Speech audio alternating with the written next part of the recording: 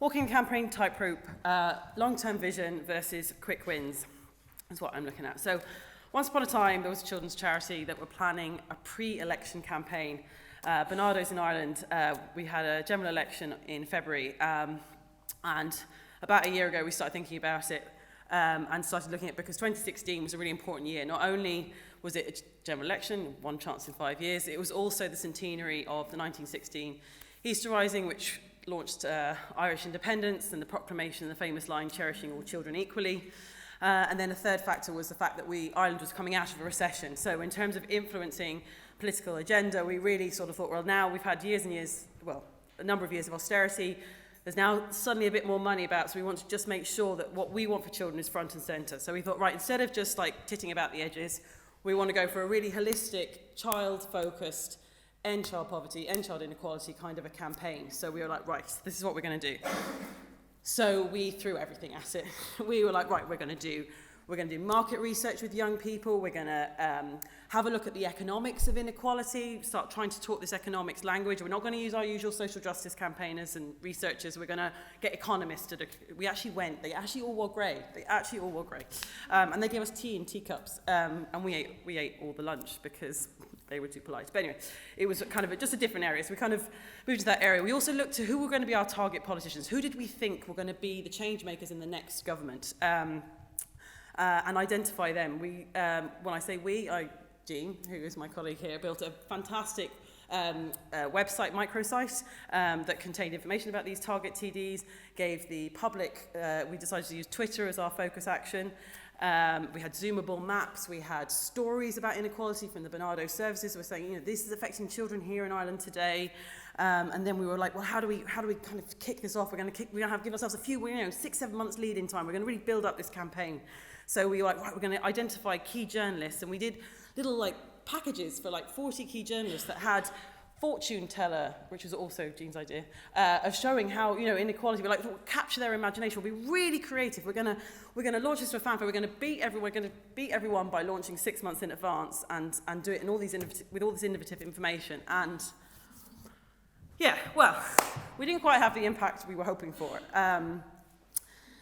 It was very challenging in an organisation that was used to getting quite easy coverage. I mean, most people like children. When we talk about children, Barnardo's had enough history that people kind of listen. So we kind of sat there thinking, oh, crumbs, what are we going to do next? Because we also, not only have we spent a lot of time preparing for this, we spent a lot more money than we would normally spend on this economic research, on this substantial market research with the young people. So we kind of had all of the ingredients there. So we thought, well, we've done all this research. We have to kind of keep ploughing this furrow. Maybe it was just we were too early, or maybe there was something else in the news. We'll keep on going. So we kept on going.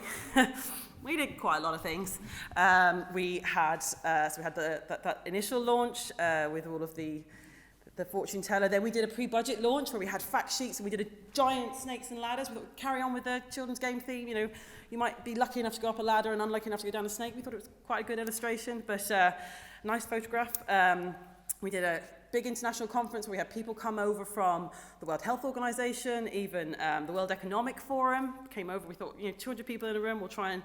But we didn't get much political attendance at that. We had a film screening where we had Richard Wilkinson over, the equality. We tried to open up to a new audience. We literally, in fact, I'm trying to look, what else did we do? Oh, we had a children's hustings where we had children asking politicians. We did lots of things. We did lots and lots of things. So... We kind of got to the general election, which was in February, and to be fair, we were fine. We did get the odd hits. We did get odd hits of media. Ireland was being examined on its children's rights record by the UN in January, and to be fair, the Minister for Children did say the key issue affecting children for the next few years is poverty. So there was that, and by having the World Economic Forum go over, we managed to get into the Department of Finance for the first time, and we got to get into the Department of Public Expenditure and sort of start having conversations there about how money is spent. So, it wasn't a complete failure, and we trended 3 times, which I believe, I'm not very good at the Twitters, but we trended 3 times. And 22 out of the 35 target politicians did sign up. We found out afterwards that the lead kind of party, Fine Gael, were told, don't sign up to anything because they'll hold it against you when you get in. So that kind of is interesting learning. So we kind of just sort of thought, okay, well, look, we tried, we failed, let's exit stage left quietly. But I just wonder if maybe we're being a bit hard on ourselves. You know, maybe it wasn't such a failure. Maybe we will look back in a few years' time and say, well, actually, we did start a conversation about child inequality. And yes, we didn't do it with fireworks, but maybe we lit the fuse that's here. And sometimes you sort of feel the pressure from management and from yourselves that if you don't have that immediate demonstration and example of this is a success, you know, the media are talking about it, or, you know, the politics talking about it, or that conversation isn't happening as visibly as you might like, that it's a failure and that you run off and try and do something else instead of having the courage of your convictions and sort of building up on that. So what do you think? I'm hoping I might do an open source on this tomorrow if people are interested in exploring it further, because obviously the thing is, when we work in NGOs, we have tight budgets, we want to be, you know, being as efficient and bang for our buck as possible. And it's just that kind of, you know, we know social justice takes years and years and years and decades.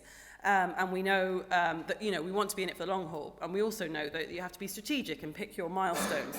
And it's just like that constant balance because, as I say, we're just all feeling a bit nervous and a little bit fragile after our big effort. And that I just want to kind of reinforce that, you know, that is one approach and how you balance the two. Anyway, thank you.